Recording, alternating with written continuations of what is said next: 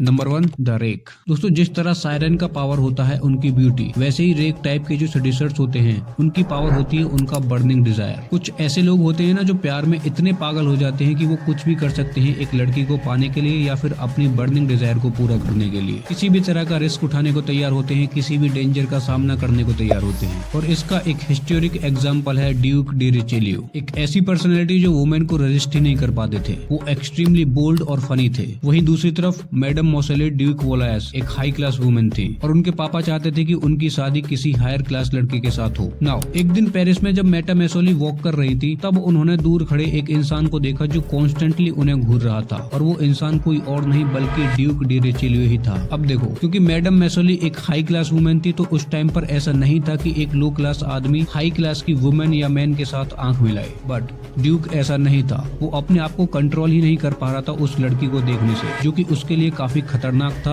और ऐसा करना उसकी जान भी ले सकता था। बट स्टिल वो उस लड़की को देखता रहा और उससे बहुत ही ज्यादा अट्रैक्ट हो गया। नाउ जब मेटा मेसोली की नजर ड्यूक पर पड़ी तो फौरन जो भी उनकी फ्रेंड्स थी जो कि उनके आसपास ही थी, उन्होंने उसे बता दिया कि जो सामने वाला इंसान है वो जरा भी उनके मैच का नहीं है। आप एक हाई क्लास वुमन हो जबकि ड्यूक एक हार्ट ब्रेकर है। इसलिए मेटा मेसोली ने उसे इग्नोर किया और वहाँ से चली गई। लेकिन फिर एक दिन जब मेटा मेसोली वॉक पर निकली तो वहाँ उन्होंने दोबारा से ड्यूक को नोटिस किया। अगेन ड्यूक ने उनके साथ आई कांटेक्ट किया जो कि काफी एक्साइटिंग लग रहा था, लेकिन फिर भी मेटा मेसोली ने उस ड्यूक को इग्नोर किया। नाउ ये चीज उसके लिए काफी खतरनाक थी। ड्यूक की इसमें जान भी जा सकती थी, बट स्टिल उन्होंने लेटर्स लिखना जारी रखा। वो मैडम को ये दिखाना चाहता था कि वो उन्हें कितना पसंद करता है। नाउ ऑब्वियसली मैडम अपने डैड को डिसरेस्पेक्ट नहीं करना चाहती थी, तो इसलिए वो ड्यूक से थोड़ी दूरी रख रही थी। बट फिर एक दिन अचानक एक नई मेड मेटा मेसोली के रूप में आती है। जब मेड अपने चेहरे से अपना स्कार्फ हटाती है तब वो देखती है कि ये तो ड्यूक है। अगेन ये जो चीज थी ड्यूक के लिए बहुत ही ज्यादा खतरनाक थी, बट स्टिल क्योंकि ड्यूक का जो बर्निंग डिजायर है वो इतना ज्यादा था कि वो उस मैडम के पीछे पागल हो चुका था और अपनी जान की फिक्र किए बिना वो मैडम के घर तक पहुंच चुका था। जिसकी वजह से फिर मेटा मेसोली को ये चीज बहुत ज्यादा पसंद आई और वो दोनों साथ में रहे और दोनों छिप छिप कर मिलने लग गए। और फिर जब ये बात उनके पापा को पता चली कि ड्यूक ने उनके पास में ही घर ले लिया है जहाँ पर वो लोग मिला करते हैं, इसके बावजूद भी मेसोली उसके पास मिलने जाती थी, जो कि मेसोली के लिए काफी थ्रिलिंग था।